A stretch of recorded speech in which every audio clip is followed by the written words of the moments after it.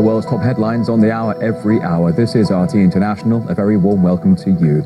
We do start the program with revelations on how the controversial Syrian activist group, the White Helmets, tried to lobby the Pink Floyd co-founder Roger Waters.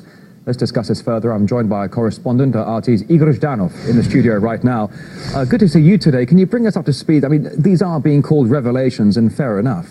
Well, indeed. So what happened, a bunch of emails have revealed how the White Helmets PR emissaries have been grooming and courting Roger Waters, who is, of course, mostly known as the bass player, songwriter, and the co-founder of one of the most influential rock bands of the world, the Pink Floyd. So what happened?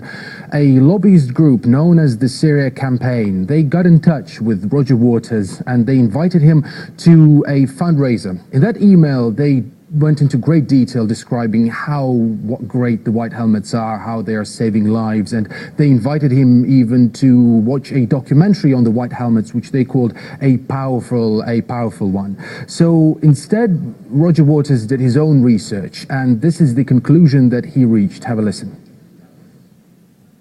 I was quite suspicious after I was invited to that White Helmets dinner. Now my worst suspicions have been confirmed.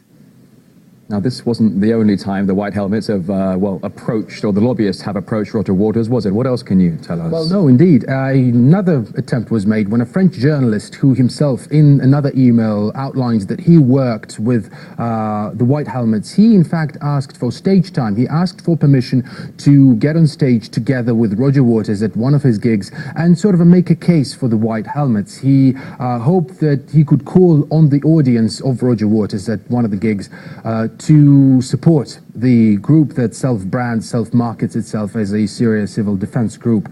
Instead, Roger Waters did not respond, as far as we know, to that email, and instead he did this. If we were listening to the propaganda of the White Helmets and others, we would be encouraged to encourage our governments to go and start dropping bombs on people in Syria.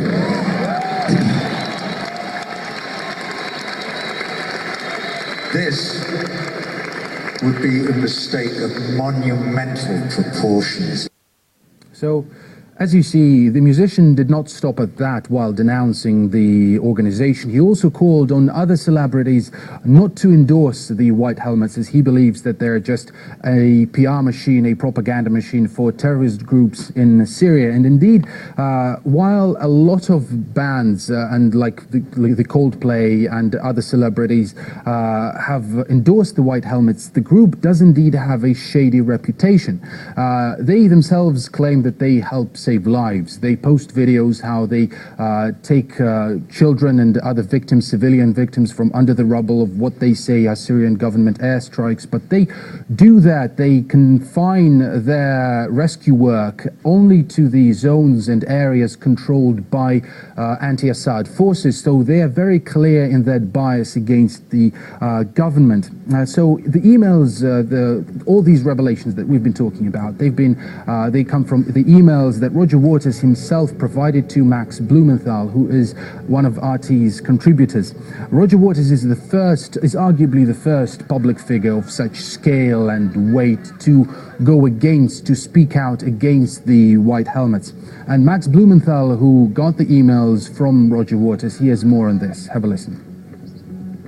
For years, journalists, including myself, have been reporting on the danger of the White Helmets, how this Western-funded organization, funded by Western and Gulf governments, has basically been an instrument of encouraging regime change. And it's not just a group of average volunteer rescue workers. It's an international influence organization whose representatives show up in Congress to lobby for no-fly zones and sanctions on Syria, as well as parliaments across Europe, while they're operating on the ground alongside al-Qaeda and their allies. And these are just documented facts. And for the first time, a mainstream figure on an international stage on the eve of war has validated what we've been reporting. And he did so in Barcelona to loud cheers from an audience that was staunchly opposed to a war waged against international law without the approval of the parliaments of the governments that launched the war. And the White Helmets were the only source that these governments were relying on to justify their attacks. So this was an enormously rousing speech by Roger Waters that has legitimized the journalism that we've been so mercilessly attacked for publishing, and it's forced those who've attacked us and accused us of being conspiracists to actually look at what we've reported, look at the facts, and they really have nothing to say back to us. They can't simply dismiss it as a Kremlin conspiracy anymore when Roger Waters is saying this. However, Roger Waters is now under attack, particularly by Israeli and Qatari media. Israel wants regime change in Syria, and Qatar does as well, and has been a funder of the White Helmets. So the question is, can he hold strong? And will there be public support? Will people support Roger Waters and what he said? I suspect he's under enormous pressure right now to walk back his remarks in a very dangerously McCarthyite atmosphere. It's footage said to show the aftermath of an alleged chemical attack. In an interview which cannot be independently verified, the child and his father recall how events unfolded in Douma on April the 7th. RT's Murad Gazdiev breaks down the new accounts. These are harrowing scenes. Panic, fear, terror, soaked, trembling children, screaming adults, and as strange as it may seem, many of them had no idea about what was going on. We were in the basement. My mother told me that we had run out of food and wouldn't have anything to eat until tomorrow. I heard noise outside. Somebody was shouting that we had to go to the hospital, so we went there. When I came in, some people grabbed me, started pouring water over my head. 11-year-old Hassan Diab was one of the apparent victims in the White Helmets video. Here he is, after being drenched and sprayed. He was found in Douma and interviewed by Russian war correspondent Yevgeny Podubny. He's fine, if a little confused. That's me in the video, that's me. Yes. As were many other kids. Any child would be terrified. Ergo, the panic, which the White Helmets were there to film. He was eventually found, though, by his father, who was none the wiser. I didn't hear anything about a chemical attack. I was outside, but I didn't notice anything. I heard that my family was in the hospital.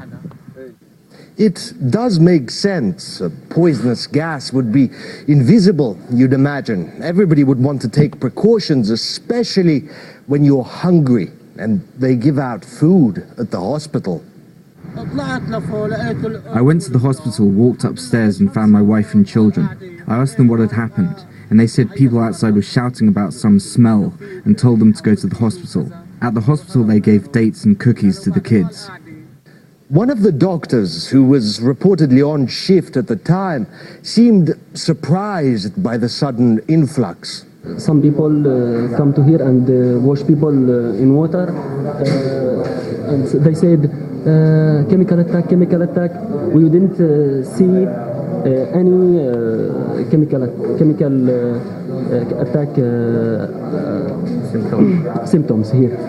The doctor and others did, however, say that some people came in complaining about difficulty breathing, which is common. When an explosion destroys a building, for example, there's a lot of dust, makes it difficult to breathe, and especially affects people with asthma.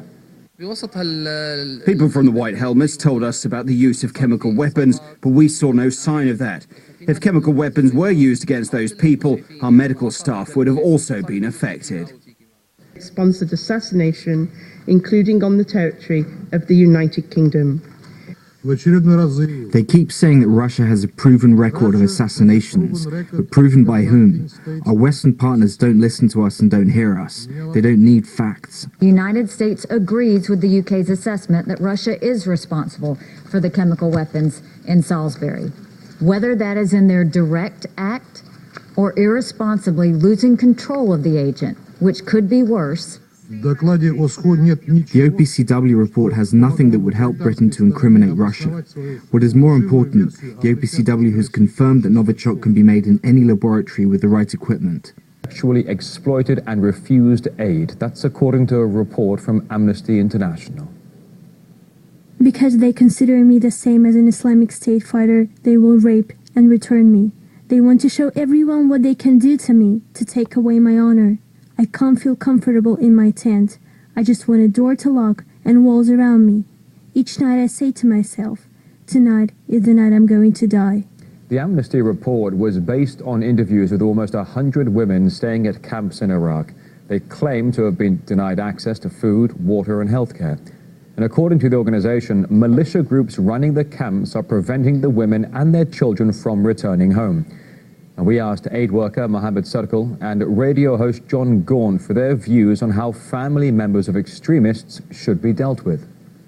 Listen, people should be treated fairly. We need to find out if these people are associated with terrorists. If they are associated with terrorism, then tough as far as I'm concerned. We need to send a strong message out. We've got to be careful with this situation, and I think the Iraqis have got to treat these people with respect, but by the same token, they've got to put the protection of the majority of citizens first. We're talking about the Islamic State here.